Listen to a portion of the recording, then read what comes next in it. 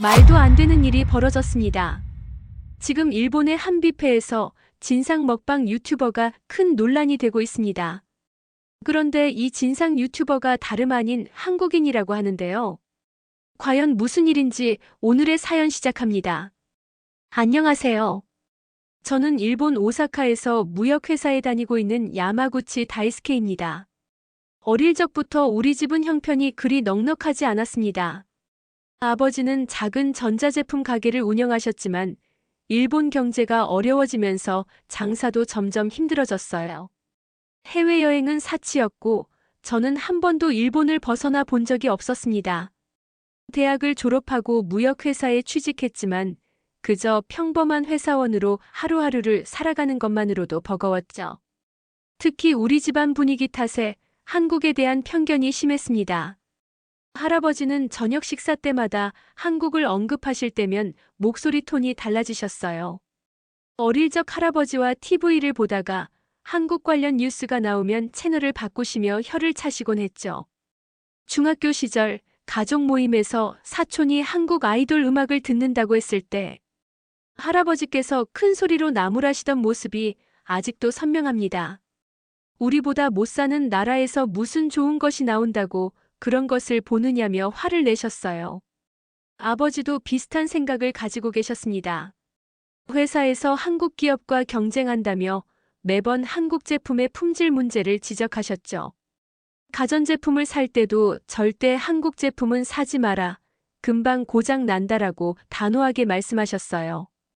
어머니는 한국 드라마가 유행할 때도 별거 아닌데 왜 그렇게 인기인지 모르겠다며 고개를 저으셨습니다. 학창 시절 역사 수업에서도 한국은 항상 일본의 도움으로 발전한 나라로 배웠어요.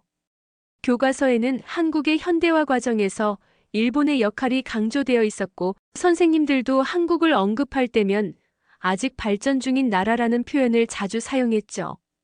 수학여행으로 해외를 갈 때도 한국은 선택지에 없었습니다. 대신 싱가포르나 대만, 홍콩과 같이 배울 점이 많은 나라로만 갔어요. 뉴스에서는 종종 한류 열풍이나 한국 제품의 세계적 인기에 대해 보도했지만 저는 그저 과장된 이야기라고 생각했어요. 친구들과 스마트폰을 고를 때도 한국 제품을 추천하는 친구에게 왜 일본 제품 두고 한국 걸 사? 라며 의아해했죠. 인터넷 쇼핑몰에서 한국 화장품이 인기라는 기사를 읽었을 때도 마케팅일 뿐이야라고 일축했습니다. 심지어 옆부서 동료가 한국 여행을 다녀온 후 좋았다고 말했을 때도 속으로는 뭐가 좋다는 건지 의구심이 들었어요. 우리 일본이 아시아에서 가장 앞선 나라이고 다른 나라들은 모두 일본을 따라오려고 노력하는 정도로만 여겼습니다. 지하철에서 외국인 관광객들이 일본의 청결함과 편리함에 감탄하는 모습을 볼 때마다 은근히 자부심을 느꼈고 특히 그들이 한국이나 중국에서 온 관광객일 때 더욱 그랬죠. 그것이 제가 알고 있던 세상의 질서였습니다. 그런데 몇 달 전 예상치 못한 사건이 제 가치관을 완전히 뒤흔들어 놓았습니다. 회사에 방문한 거래처 한국인 직원 김민수가 일본 동료들과 점심을 먹으며 나눈 대화 때문이었어요. 당시 저는 옆 테이블에 앉아 있었는데 김민수가 말하는 내용이 귀에 들어왔습니다. 요즘 엔화 가치가 너무 떨어져서 일본 여행이 한국인들에게 천국이 됐습니다. 10년 전에는 일본 여행이 정말 비쌌는데 지금은 거의 반값이나 돼요. 우리 회사 직원들도 요즘 도쿄나 오사카로 쇼핑 여행 많이 갑니다. 명품도 한국보다 20에서 30% 정도 싸거든요. 그 말을 듣는 순간 마치 벼락을 맞은 것 같았습니다. 숟가락을 든 손이 공중에 멈춰버렸고 음식을 삼키던 목구멍이 막히는 듯 했어요. 설마 일본이 한국보다 못 살게 된 건가? 그동안 우리가 항상 우월하다고 생각했던 나라의 사람들이 우리나라를 쇼핑 천국이라 부른다니. 그날 밤 잠을 이루지 못했습니다. 머릿속이 복잡하게 뒤엉켰어요. 지하철에서 만나는 한국인 관광객들이 쇼핑백을 들고 즐거워하는 모습이 새롭게 떠올랐죠. 예전에는 그저 일본의 우수한 제품을 사러 온다고 생각했는데 이제는 싸니까 온다는 사실에 가슴이 불편했습니다. 그 말을 듣는 순간 머릿속이 혼란스러웠죠. 설마 일본이 한국보다 못 살게 된 건가 하는 생각이 들었습니다. 그동안 제가 믿어왔던 것과는 너무나 다른 현실이 눈앞에 펼쳐진 것 같았어요. 그래서 인터넷으로 한국의 경제 상황이나 생활 수준에 대해 조금씩 찾아보기 시작했습니다. 놀랍게도 한국의 경제 성장률은 일본보다 높았고 첨단 기술 분야에서는 오히려 일본을 앞서고 있다는 기사도 많았어요. 스마트폰, 가전제품, 반도체 등 다양한 분야에서 한국 기업들이 세계 시장을 선도하고 있었습니다. 일본이 자랑하던 많은 산업 분야에서 한국이 빠르게 성장해 이미 일본을 추월했다는 사실에 충격을 받았죠. 이런 상황에서 일본은 점점 더 경제적으로 어려워지고 있었습니다. 물가는 계속 오르는데 월급은 오르지 않았고 젊은 세대들은 미래에 대한 희망을 잃어가고 있었어요. 저 역시 매달 월급으로 겨우 생활을 유지하는 정도였죠. 그러던 중에 일본에서는 또 다른 심각한 문제가 발생했습니다. 바로 쌀값 폭등이었어요. 그 즈음 일본에서는 쌀값이 갑자기 폭등하기 시작했습니다. 처음에는 단순한 가격 변동으로 생각했지만 점점 상황이 심각해져 갔어요. 한 달 만에 쌀값이 2배 가까이 올랐고 슈퍼마켓 선반에서 쌀이 사라지기 시작했죠.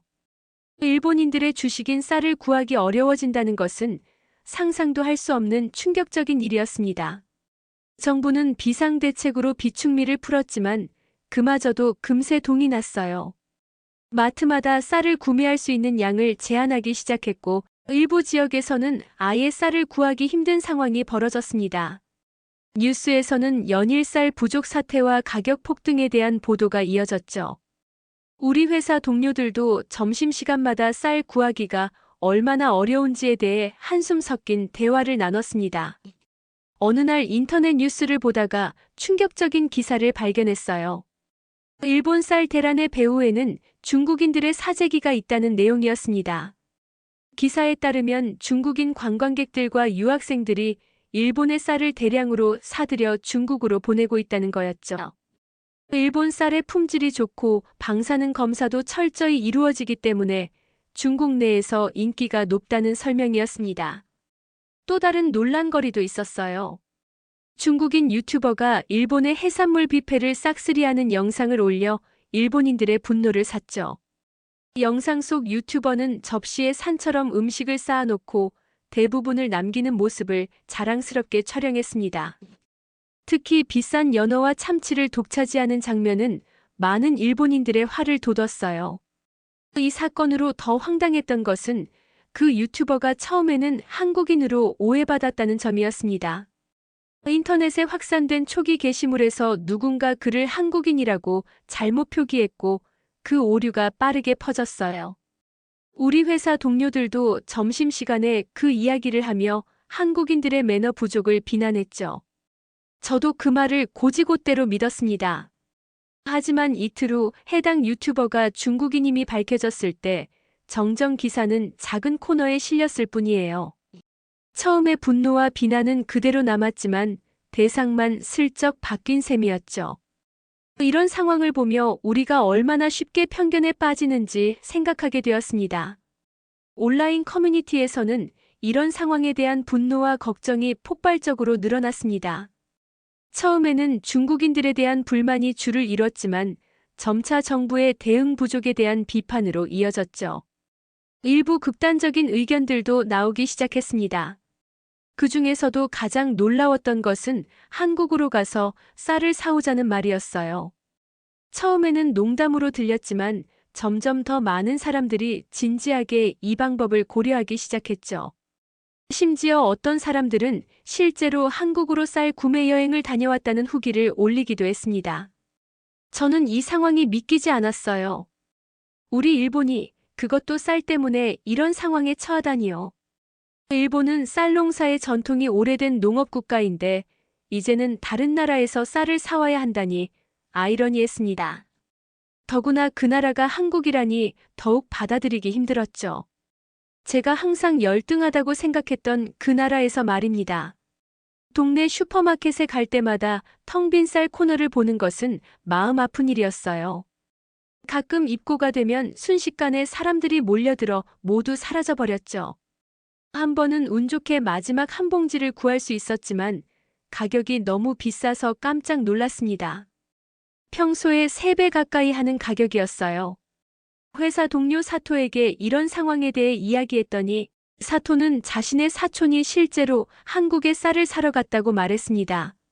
한국의 쌀이 품질도 좋고 가격도 일본의 절반도 안 된다는 이야기를 듣고 더욱 놀랐어요. 또한 한국의 마트는 쌀이 풍부하게 있으며 구매 제한도 없다고 했죠. 처음에는 반신반의했지만 인터넷에서 관련 정보를 더 찾아보니 사실이었습니다. 온라인 커뮤니티에는 한국 쌀 구매 여행에 대한 후기가 넘쳐났어요. 사람들은 인천공항에서 서울로 가는 방법, 대형마트 위치, 쌀 고르는 팁, 통관 시 주의사항 등을 자세히 공유하고 있었죠. 특히 눈에 띄었던 것은 한국의 발전된 모습을 담은 사진들이었습니다. 깨끗한 거리, 최신식 건물들, 편리한 대중교통 등 제가 상상했던 한국의 모습과는 너무나 달랐어요. 댓글들을 보니 많은 일본인들이 한국의 발전된 모습에 놀라움을 표현하고 있었습니다. 심지어 몇몇은 쌀을 사러 갔다가 한국의 다른 제품들도 대량으로 구매해왔다고 자랑하기도 했죠. 정부에서는 사태 해결을 위해 해외 쌀 수입을 늘리겠다고 발표했지만 이미 사람들의 불안감은 커져 있었습니다. 쌀뿐만 아니라 다른 식품들의 가격도 올라가기 시작했고 마트에서는 품절 상품이 늘어갔어요. 경제 전문가들은 일본의 식량 안보가 심각한 위협을 받고 있다고 경고했습니다. 저는 매일 밤 인터넷으로 한국에 대한 정보를 찾아보며 고민했어요. 정말 한국으로 쌀을 사러 가볼까? 그동안 편견을 가지고 있던 나라에 가는 것이 내키지는 않았지만 현실적인 필요성이 점점 커져갔죠. 게다가 한국의 실제 모습에 대한 호기심도 생겨났습니다. 정말 우리가 알고 있던 그런 나라가 아닐지도 모른다는 생각이 들기 시작했어요. 집에 쌀이 완전히 떨어진 그날, 더 이상 선택의 여지가 없었습니다. 인터넷에서 찾아본 정보들을 바탕으로 한국 여행을 결심했어요. 평생 한 번도 해외여행을 해본 적 없는 저에게는 큰 결단이었죠. 여권을 신청한 지 5년이 넘었지만 한 번도 사용한 적이 없었습니다. 서랍 깊숙한 곳에서 먼지 쌓인 여권을 꺼내며 생각했어요. 인생 첫 해외여행지가 한국이 될 줄은 상상도 못했죠. 항공권을 예약하는 과정도 낯설고 긴장되었습니다. 인터넷으로 오사카에서 인천으로 가는 가장 저렴한 항공편을 찾았어요. 다행히 주중에는 비교적 저렴한 항공권이 있었죠. 왕복 티켓을 예약하고 나니 왠지 모를 설렘과 두려움이 교차했습니다. 정말 이 여행이 괜찮을까 하는 불안감이 계속 들었어요. 주변 사람들에게 한국 여행 계획을 말했을 때 반응은 다양했습니다. 어떤 이들은 걱정스러운 표정으로 한국의 안전 문제를 언급했고 또 어떤 이들은 부러워하며 한국의 유명한 관광지나 맛있는 음식에 대해 물었어요. 부모님은 특히 걱정이 많으셨죠. 아버지는 한국에서 일본인이라고 차별받지 않을까 염려하셨고 어머니는 단순히 제가 혼자 해외에 나가는 것 자체를 불안해하셨습니다. 여행 준비를 하면서 한국에 대한 최소한의 정보를 찾아봤어요. 간단한 한국어 인사말, 지하철 이용법, 쌀을 살 수 있는 대형마트 위치 등을 메모했습니다. 특히 인터넷에서 한국의 쌀 가격과 품질에 대한 정보를 꼼꼼히 찾아봤죠. 2, 3일 정도 묵으면서 최대한 많은 쌀을 사올 계획이었습니다. 출발 전날 여행용 캐리어를 꺼내면서 가슴이 두근거렸어요. 쌀을 담아올 빈 공간을 많이 남겨두었죠. 옷은 최소한으로 챙기고 필수품만 넣었습니다. 그날 밤은 설렘과 불안으로 잠을 제대로 이루지 못했어요. 머릿속에는 온갖 생각이 교차했죠. 한국은 어떤 모습일까? 사람들이 나를 어떻게 대할까? 언어가 통하지 않아 곤란한 상황에 처하지는 않을까? 드디어 출발하는 날이 되었습니다. 간사이 국제공항으로 향하는 전철 안에서 창밖을 바라보며 생각했어요. 이것이 정말 좋은 선택인지 쌀 몇 포대 때문에 이런 모험을 하는 게 과연 가치가 있는 일인지 의문이 들었죠. 하지만 이미 결정한 일 용기를 내어 끝까지 해보기로 마음먹었습니다. 공항에 도착해서 체크인과 출국 심사를 받는 과정도 모두 처음 경험하는 일이었어요. 직원들의 안내에 따라 차근차근 절차를 밟았지만 계속해서 긴장감을 느꼈습니다. 특히 비행기를 기다리는 동안에는 초조함이 극에 달했죠. 주변에 일본인 관광객들이 많이 보였는데 그 중에도 쌀을 사러 가는 사람들이 있을까 궁금했어요. 비행기에 탑승한 후에도 불안감은 계속되었습니다. 창밖으로 점점 작아지는 일본 땅을 바라보며 이상한 감정이 밀려왔어요. 이제 정말 낯선 나라로 간다는 실감이 났죠. 비행 시간은 약 2시간. 짧은 시간이었지만 저에게는 영원처럼 느껴졌습니다. 비행기 안에서도 계속해서 불안한 생각들이 떠올랐어요. 과연 한국은 안전할까? 일본인이라고 불친절하게 대하지는 않을까? 혹시 무시당하거나 차별받지는 않을까? 이런 생각들로 가득 찬 채 인천국제공항에 도착했습니다. 비행기에서 내리는 순간 가슴이 두근거렸어요. 이제 정말 외국에 온 것이죠. 입국 심사대로 향하는 동안에도 긴장감은 계속되었습니다. 한국어 안내방송이 귓가에 들리니 더욱 실감이 났어요. 편견과 두려움으로 가득 찬 마음으로 첫 발을 내디뎠습니다. 인천국제공항에 내리는 순간부터 제 예상은 완전히 빗나갔습니다. 우선 공항 자체가 너무 크고 깨끗했어요. 최신식 시설과 세련된 디자인이 눈에 띄었죠. 일본의 간사이 공항보다 더 현대적으로 느껴졌습니다. 입국 심사 과정도 신속하고 효율적이었어요. 심사관도 딱딱한 표정이 아닌 담담하지만 불친절하지 않은 태도로 일을 처리했습니다. 입국장을 빠져나오자 안내 데스크가 보였어요. 서울 시내로 가는 방법을 물어보려고 다가갔는데 직원은 제가 일본인임을 알아채고 일본어로 된 안내 책자를 건네주었습니다. 놀라움을 감추지 못했죠. 더구나 그 직원은 미소를 지으며 서툰 일본어로 기본적인 길 안내까지 해주었어요. 공항 철도를 타고 서울역으로 간 다음 지하철을 이용하라는 상세한 설명이었습니다. 공항 철도에 탑승하면서도 계속 놀라움의 연속이었어요. 기차는 깨끗하고 정시에 출발했으며 안내방송도 한국어, 영어, 일본어, 중국어로 나왔습니다. 창밖으로 보이는 풍경은 상상했던 한국의 모습과는 달랐어요. 현대적인 건물들과 정돈된 도로, 아파트 단지들이 이어졌죠. 조금 전까지 품고 있던 불안감이 조금씩 사라지기 시작했습니다. 서울역에 도착해서는 또 한 번 놀랐어요. 거대한 역사 내부는 백화점처럼 깨끗하고 밝았으며 다양한 상점들로 가득했습니다. 지하철로 갈아타는 과정에서도 안내 표지판이 명확해서 어렵지 않게 길을 찾을 수 있었어요.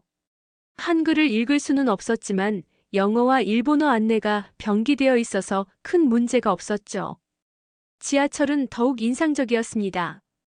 깨끗한 차량과 플랫폼, 정확한 시간 간격으로 오는 전철, 그리고 무엇보다 와이파이가 잘 터진다는 점이 좋았어요. 일본의 지하철도 깨끗하고 정확하지만 와이파이는 잘 되지 않는 경우가 많았죠. 게다가 한국의 지하철에는 스크린도어가 설치되어 있어 안전하다는 느낌이 들었습니다. 가장 놀라웠던 것은 사람들이었어요. 제 옆에 앉은 한국인 학생은 제가 지도를 보며 헤매고 있을 때 먼저 다가와 목적지를 묻고 도움을 주었습니다. 비록 일본어를 잘하지는 못했지만 스마트폰 번역기를 사용해가며 친절하게 설명해 주었어요. 그리고 제가 무거운 캐리어를 들고 있는 것을 보고는 역에서 내릴 때 함께 도와주겠다고 했죠.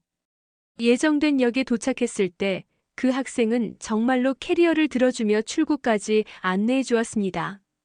헤어질 때는 환하게 웃으며 즐거운 여행이 되길 바란다고 했어요. 일본인이라고 차별하거나 불친절하게 대할 거라는 제 걱정은 완전히 기우였죠.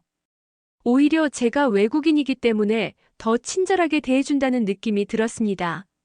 숙소 근처에 도착한 후 먼저 쌀을 구입하기 위해 대형마트를 찾았어요. 인터넷에서 찾아본 정보대로 근처에 대형마트가 있었습니다. 마트에 들어서는 순간 그 크기와 품목의 다양성에 다시 한번 놀랐죠. 특히 쌀 코너로 가보니 다양한 종류의 쌀이 넘쳐났어요. 일본에서는 찾아볼 수 없게 된 광경이었습니다. 쌀을 고르는데 어려움을 느끼고 있을 때 옆에 있던 한국인 아주머니가 제게 다가왔어요. 제가 일본인이라는 것을 눈치챘는지 서툰 일본어로 어떤 쌀이 맛있는지 설명해 주었습니다.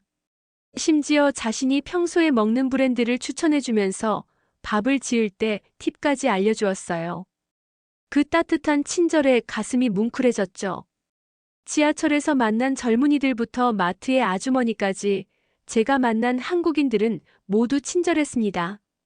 왜 이렇게 다들 친절한지 이해가 되지 않았어요. 혹시 저에게만 그런 건가 하는 생각도 들었지만 주변을 둘러보니 한국인들끼리도 서로 예의 바르게 대하는 모습이 보였죠. 이것이 한국의 문화인가 싶었습니다. 서울의 대형마트에서 쌀 가격표를 보는 순간 믿을 수 없는 광경에 눈을 의심했습니다. 10kg짜리 쌀 한 포대가 일본 가격의 반값도 안 되었어요. 게다가 품질도 좋아 보이는 유명 브랜드였죠. 한국은 쌀 농사가 주요 산업이라 자급률이 높다는 설명을 들은 적이 있었지만 이 정도일 줄은 몰랐습니다. 가격표를 한참 바라보다가 2포대를 카트에 담았어요. 그리고 주변을 더 둘러보았죠. 쌀뿐만 아니라 다른 식품들도 일본보다 전반적으로 저렴했습니다. 한국의 물가가 높다는 얘기를 들었는데 적어도 식품 가격은 그렇지 않은 것 같았어요. 특히 과일과 채소가 신선하고 가격도 합리적이어서 놀랐습니다. 마트는 깔끔하고 정돈되어 있었어요. 넓은 통로와 밝은 조명, 그리고 다양한 상품들이 체계적으로 진열되어 있었죠. 계산대도 많아서 줄이 길지 않았고 계산 속도도 상당히 빨랐습니다.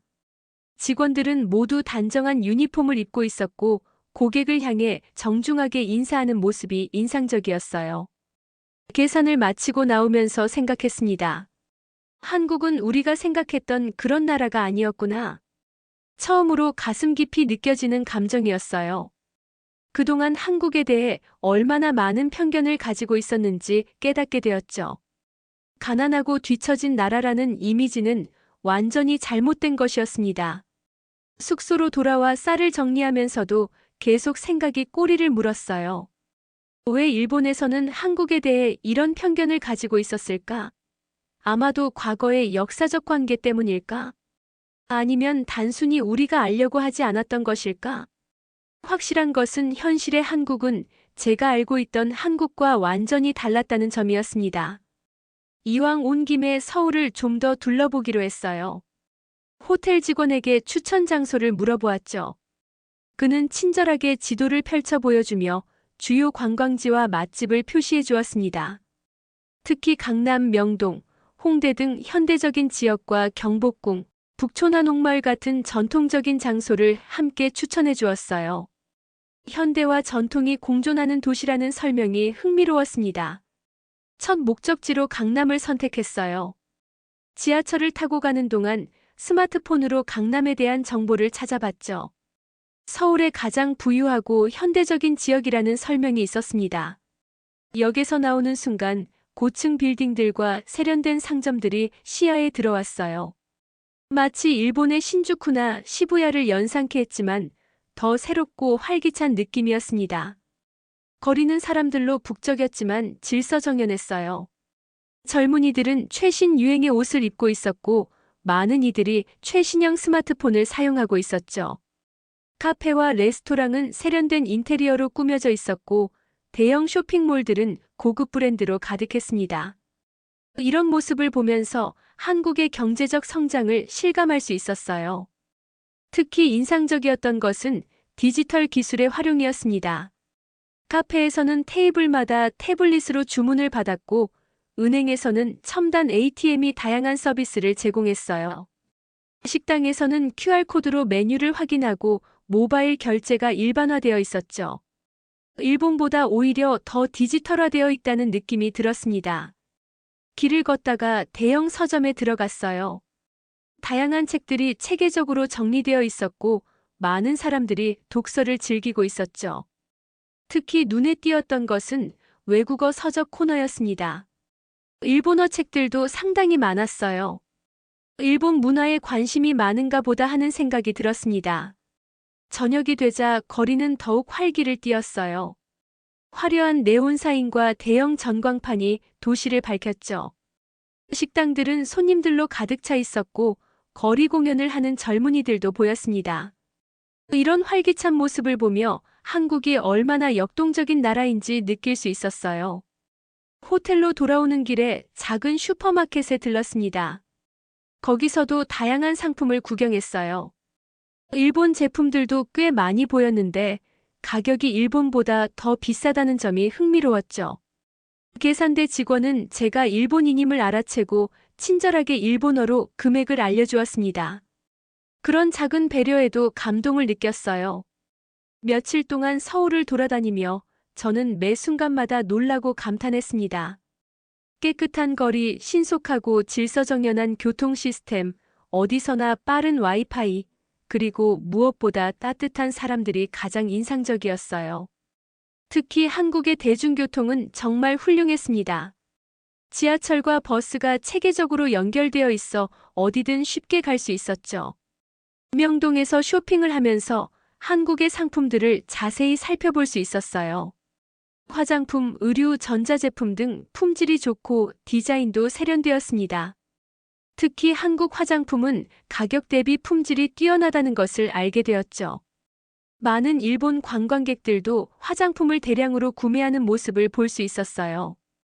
경복궁을 방문했을 때는 한국의 역사와 전통 문화를 체험할 수 있었습니다. 웅장한 궁궐 건축물과 아름다운 정원을 보며 한국의 오랜 역사를 느낄 수 있었어요. 궁 안에서는 전통 의상을 입은 수문장 교대식도 볼 수 있었죠. 일본의 역사적 건물들과는 다른 매력이 있었습니다. 북초난 옥마을에서는 전통 가옥과 현대 도시가 조화롭게 공존하는 모습에 감탄했어요. 좁은 골목길을 따라 걸으며 한국의 전통 주택인 한옥을 가까이서 볼 수 있었죠. 일부 한옥은 카페나 공방으로 운영되고 있어 현대적으로 재해석된 전통을 경험할 수 있었습니다. 한국의 식문화도 큰 즐거움이었어요. 한식은 다양한 맛과 풍부한 영양소로 가득했습니다. 처음에는 매운 음식이 걱정됐지만 생각보다 다양한 맛이 있어서 즐길 수 있었죠. 특히 불고기, 비빔밥, 삼겹살 등은 일본에서도 인기 있는 메뉴라 친숙하게 느껴졌어요. 마지막 날 쌀을 더 구매하기 위해 다시 대형마트를 찾았습니다. 이번에는 더 자신 있게 쌀 코너로 향했어요. 다양한 종류의 쌀 중에서 고르고 있을 때 옆에서 장을 보던 중년 부부가 제게 말을 걸어왔습니다. 제가 일본인이라는 것을 알아차리고 일본어로 인사를 건넸어요. 그 부부는 자녀가 일본에서 유학 중이라고 했습니다. 덕분에 일본어를 조금 배웠다고 하셨어요. 대화를 나누면서 제가 쌀을 사러 왔다는 사실을 알게 되었죠. 그러자 두 분은 공감의 표정을 지으며 일본의 현재 상황에 대해 물어보셨습니다. 최근 뉴스를 통해 일본의 쌀 부족 사태와 경제적 어려움을 알고 있다고 하셨어요. 저는 솔직하게 일본의 현실을 이야기했습니다. 쌀값 폭등과 구하기 어려운 상황, 그리고 점점 어려워지는 경제 여건에 대해 말씀드렸어요. 그러자 그 부부는 진심 어린 공감을 표현하셨죠. 특히 남편분이 제게 해주신 말씀이 가슴에 깊이 남았습니다. 요즘 일본도 힘들다면서요? 우리도 IMF 때 정말 힘들었지만 함께 견뎌냈어요. 일본도 잘 버텨낼 거예요. 그 따뜻한 위로에 저는 눈시울이 뜨거워졌습니다. 낯선 나라에서 만난 이웃이 진심 어린 응원을 보내주는 것이 너무나 감동적이었어요. 한국이 겪었던 IMF 외환위기는 경제적으로 큰 충격이었지만 국민들이 힘을 합쳐 극복했다는 이야기를 들으며 희망을 느꼈습니다. 그 부부는 친절하게도 제게 어떤 쌀이 맛있고 가성비가 좋은지 상세히 설명해 주셨어요. 그리고 자신들이 자주 이용하는 온라인 쇼핑몰도 추천해 주셨죠. 심지어 다음에 또 한국에 오면 연락하라며 연락처도 남겨주셨습니다. 낯선 이를 이렇게까지 배려해주는 마음에 깊은 감동을 받았어요. 헤어지기 전 그 부부는 제게 작은 선물을 건네주셨습니다. 한국의 전통차 세트였어요. 한국의 정을 조금이나마 느껴보라는 마음으로 준비하셨다고 했죠. 갑작스러운 선물에 어찌할 바를 몰랐지만 진심으로 감사의 마음을 전했습니다. 이런 따뜻한 인연이 생길 줄은 정말 몰랐어요. 그날 저녁 호텔방에 앉아 그 차를 마시며 많은 생각이 들었습니다. 한국은 단순히 경제적으로 발전한 나라가 아니라 사람들의 마음까지 따뜻한 나라였어요. 물질적 풍요로움뿐만 아니라 정신적 풍요로움도 갖춘 곳이었죠. 처음에 가졌던 편견이 얼마나 잘못된 것인지 다시 한번 깨달았습니다. 한국에서의 마지막 밤 창밖으로 서울의 야경을 바라보았어요. 반짝이는 도시의 불빛들이 마치 별처럼 빛나고 있었죠. 이 나라에 대해 얼마나 많은 것을 모르고 있었는지, 그리고 앞으로 얼마나 많은 것을 배울 수 있을지 생각했습니다. 한국에 온 것은 단순히 쌀을 사기 위한 여행이 아니라 제 인생의 시야를 넓히는 소중한 경험이 되었어요. 다음 날 아침 체크아웃을 하기 전에 로비에서 호텔 직원과 이야기를 나눴습니다. 한국에서의 좋은 경험들을 이야기하자 그는 기뻐하며 또 방문해 달라고 했어요. 그리고 더 많은 일본인들이 한국을 방문하여 진짜 한국을 경험해 보길 바란다고 했죠. 저는 진심으로 고개를 끄덕였습니다. 정말 더 많은 일본인들이 제가 경험한 이 놀라운 나라를 알게 되었으면 좋겠다는 생각이 들었어요. 인천공항으로 돌아가는 길, 차창 밖으로 지나가는 한국의 풍경을 하나하나 기억에 담으려 노력했습니다. 현대적인 건물들, 푸른 산들, 한강의 아름다운 모습, 그리고 바쁘게 오가는 사람들까지. 이 모든 것이 제가 알게 된 진짜 한국의 모습이었어요. 짧은 여행이었지만 제 마음속에 깊은 인상을 남긴 시간이었습니다. 비행기 안에서 창밖을 바라보며 생각에 잠겼습니다. 단 며칠간의 한국 여행이었지만 제 인생의 시각이 완전히 바뀐 느낌이었어요. 가방 속에는 한국에서 구입한 10포대의 쌀과 함께 값진 경험과 새로운 시각이 가득 담겨 있었습니다. 쌀을 사러 간 여행이 이렇게 큰 변화를 가져올 줄은 상상도 못했죠. 한국에서 보낸 시간을 되돌아보니 매 순간이 편견을 깨는 경험이었습니다. 깨끗한 거리와 현대적인 도시 환경, 효율적인 대중교통, 다양한 문화시설, 그리고 무엇보다 따뜻한 사람들까지. 한국은 제가 상상했던 것보다 훨씬 더 발전하고 성숙한 나라였어요.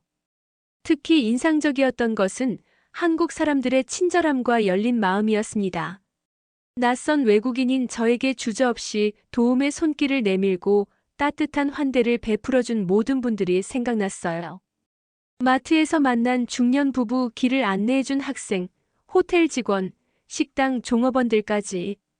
그들의 진심 어린 미소와 배려가 가슴에 깊이 남았습니다. 비행기가 일본 땅에 가까워질수록 이상한 감정이 밀려왔어요. 고향으로 돌아간다는 기쁨보다는 한국을 떠난다는 아쉬움이 더 컸죠.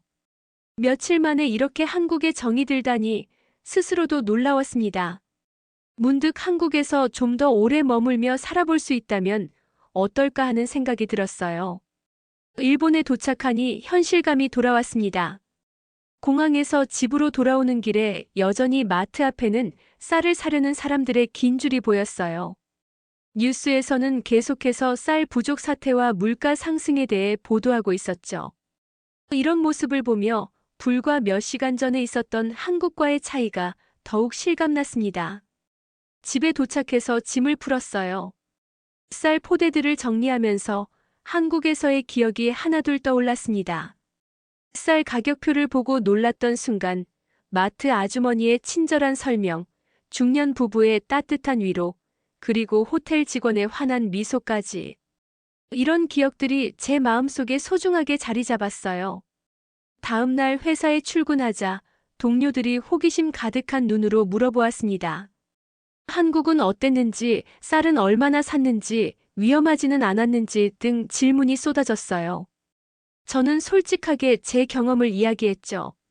한국의 발전된 모습, 친절한 사람들, 그리고 무엇보다 우리가 가지고 있던 편견이 얼마나 잘못되었는지에 대해 말했습니다.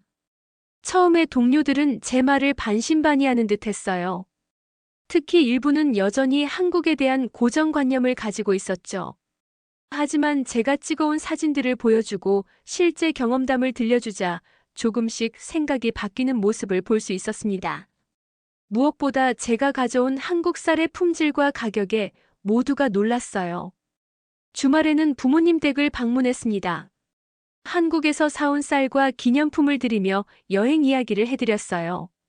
처음에 부모님은 걱정했던 것과 달리 제가 무사히 돌아오고 좋은 경험을 했다는데 안도하셨죠. 특히 아버지는 한국의 발전상에 대한 이야기를 흥미롭게 들으셨어요. 오랫동안 가지고 계셨던 한국에 대한 생각이 조금씩 바뀌는 것 같았습니다. 그날 밤 한국에서 마지막 날 만났던 중년 부부가 선물해준 차를 마시며 생각했어요. 만약 기회가 된다면 한국에서 살아보고 싶다는 생각이 강하게 들었습니다. 짧은 여행이었지만 한국의 생활 방식과 문화가 저와 잘 맞는다고 느꼈죠. 특히 사람들의 열정과 에너지, 그리고 따뜻한 인간미가 큰 매력으로 다가왔어요. 그렇게 결심했습니다. 한국어를 배우고 언젠가는 한국에서 일하며 살아볼 것이라고요. 단지 쌀 때문에 시작된 여행이 이렇게 제 인생의 방향을 바꿀 줄은 몰랐습니다. 가난하고 뒤처진 나라라고만 생각했던 한국이 제게 새로운 꿈과 희망을 선물해 주었어요. 한국은 경제적으로 강한 나라였을 뿐만 아니라 사람들의 마음까지 따뜻한 나라였습니다. 지금 저는 주말마다 한국어 학원에 다니고 있습니다. 처음 한글을 배우는 것이 쉽지는 않았지만 한국 여행의 좋은 기억들이 학습 의욕을 북돋워 주었어요. 한글은 생각보다 체계적이고 과학적인 문자라는 것을 알게 되었죠. 선생님은 한글이 세계에서 가장 뛰어난 문자 체계 중 하나라고 설명해 주셨습니다. 한국어를 배우면서 한국 문화에 대해서도 더 많이 알게 되었어요. 드라마와 영화, 음악을 통해 한국의 일상과 정서를 조금씩 이해해 나가고 있죠. 특히 한국 드라마를 통해 한국인들의 정서와 가치관을 엿볼 수 있어 흥미로웠습니다. 처음에는 자막 없이 이해하기 어려웠지만 점점 간단한 대화는 알아들을 수 있게 되었어요. 회사에서도 변화가 있었습니다. 제가 한국에 대해 긍정적으로 이야기하고 실제 경험을 공유하자 한국 시장에 관심을 갖기 시작했어요. 우리 회사는 한국 기업들과의 거래를 확대하기 위한 계획을 세우기 시작했고, 저는 그 프로젝트에 참여하게 되었죠. 한국어를 배우고 있는 저에게는 좋은 기회였습니다. 주변 사람들에게도 당당하게 말하기 시작했어요. 한국은 우리가 생각했던 그런 나라가 아니라고요. 한국은 정말 대단한 나라라고요. 처음에는 의아해하는 사람들도 있었지만 제 진심 어린 이야기에 조금씩 귀를 기울이기 시작했죠. 몇몇 친구들은 저의 영향으로 직접 한국 여행을 계획하기도 했습니다. 인터넷 블로그를 시작한 것도 큰 변화였어요. 제 한국 여행 경험과 한국에 대한 새로운 발견들을 기록하기 시작했죠. 처음에는 별 기대 없이 시작했지만 점점 많은 일본인들이 제 글에 관심을 보이기 시작했습니다. 특히 쌀 위기로 고민하는 사람들에게 한국 쌀에 대한 정보는 실질적인 도움이 되었어요. 블로그를 통해 다양한 사람들과 교류하게 되었습니다. 한국에 관심 있는 일본인들, 일본에 살고 있는 한국인들, 그리고 양국의 문화 교류에 힘쓰는 단체들까지. 이런 인연들이 제 시야를 더욱 넓혀주었어요. 특히 한국인 친구들이 늘어나면서 더 깊이 한국 문화를 이해할 수 있게 되었죠. 회사에서는 제가 한국 관련 업무를 담당하게 되면서 한국을 자주 방문할 기회가 생겼습니다. 매번 방문할 때마다 새로운 면을 발견하게 되었어요. 서울뿐만 아니라 부산, 제주도, 경주 등 다양한 도시들을 경험하면서 한국의 다채로운 매력에 점점 더 빠져들었죠. 특히 제주도의 아름다운 자연경관은 잊을 수 없는 인상을 남겼습니다. 점점 한국어 실력이 늘면서 현지인들과 더 깊은 대화를 나눌 수 있게 되었어요. 처음 여행 때는 몰랐던 한국의 다양한 측면들을 알게 되었죠.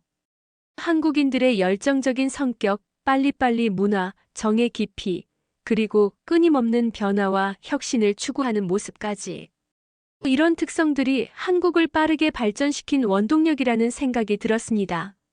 어느 날 한국 회사와의 미팅 후 한국인 파트너가 저에게 놀라운 제안을 했어요. 우리 회사에 한국 지사가 설립된다면 제가 주재원으로 오지 않겠냐는 제안이었죠. 그 순간 가슴이 뛰었습니다. 제가 꿈꿔왔던 한국 생활이 현실이 될 수도 있다는 가능성이 열린 거였어요. 지금 저는 그 제안을 진지하게 고민하고 있습니다. 물론 해외 생활에는 여러 어려움이 따르겠지만 제 마음은 이미 한국을 향해 있어요. 한국에서의 생활이 쉽지만은 않겠지만 새로운 도전으로 받아들이고 싶습니다. 가족과 친구들을 설득하는 것도 과제지만 제 진심을 전한다면 이해해 주리라 믿어요. 가끔 생각합니다. 만약 그때 쌀 위기가 없었다면, 만약 제가 한국을 방문하지 않았다면 저의 인생은 어떻게 달라졌을까요? 아마도 계속해서 잘못된 편견 속에 살았을지도 모릅니다. 한국에 대한 진실을 알지 못한 채 좁은 시야로 세상을 바라봤을 거예요. 그저 평범한 일본 회사원으로 하루하루를 보냈겠죠. 쌀 한 포대가 제 인생을 바꿨습니다. 단순한 필요에 의해 시작된 여행이 제 세계관을 완전히 바꿔놓았어요. 이제 저는 더 넓은 시야로 세상을 바라보게 되었고, 새로운 꿈과 목표를 가지게 되었죠. 한국은 제게 단순한 이웃나라가 아니라 제 미래가 있을 수도 있는 소중한 곳이 되었습니다. 이런 경험을 통해 깨달았습니다. 편견은 우리의 시야를 얼마나 좁게 만드는지, 그리고 그것을 깨고 나왔을 때 세상은 얼마나 넓고 다채로운지를요. 모든 것은 먼저 경험해보고 판단해야 한다는 사실을 가슴 깊이 새기게 되었습니다. 이제 저는 주변 사람들에게 자신 있게 말합니다. 직접 한국을 경험해보세요. 편견을 깨고 진짜 한국을 느껴보세요. 그리고 여러분의 세계가 얼마나 넓어지는지 경험해보세요. 쌀 한 포대로 시작된 이 작은 여행이 제 인생의 가장 큰 전환점이 될 줄은 몰랐습니다. 지금도 가끔 한국에서 가져온 쌀로 지은 밥을 먹으며 생각해요. 인생은 정말 예측할 수 없는 여행이구나. 그리고 때로는 가장 작은 계기가 가장 큰 변화를 가져온다는 것을요. 저에게 한국은 단순한 여행지가 아니라 새로운 시작을 알리는 소중한 장소가 되었습니다.